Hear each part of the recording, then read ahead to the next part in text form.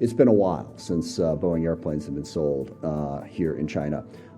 We'd like to get that deal done. And I think that's all across the United States, not just those of us from the state of Washington. It's a good company, good product. Hope to get back to them selling airplanes to China. And sorry. To the new U.S. Ambassador to the People's Republic of China. I'm honored to be here today. I personally had the privilege of being able to visit with them last week in Tianjin in their factory. And this is a great story of cooperation between the United States and China, of a commercial operation where they're here in China making products to be sold on products that will be sold in China.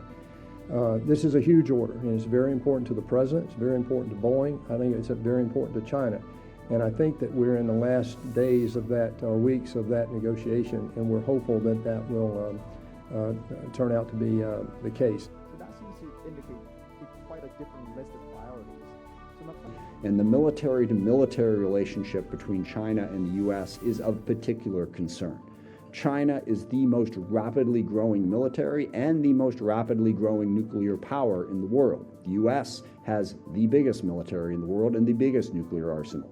It is dangerous for us not to be having regular communications about our capabilities and intentions so we understand each other and so that miscalculations and misunderstandings don't lead to larger problems. We really want to encourage the Chinese. Their position still is, you're so much more powerful than we are. There's no point in talking about it at this point. Yeah, I think when you're getting up into the hundreds, close to 1,000 on nuclear weapons, it's time to start having a conversation about it to make sure that we understand each other and we don't stumble in to any sort of conflict. So I hope we can ramp up that dialogue so that level of understanding can lead to cooperation. My understanding is I don't think that has been 100% resolved. I would say, and I think I would speak for the United States Congress and for the government, we would have concerns. The concern is basically we want to make sure that there is privacy and security, that it's not in jeopardy. Member from the House of Representatives Armed Services. You mentioned the President's call with President Xi. They had a great call.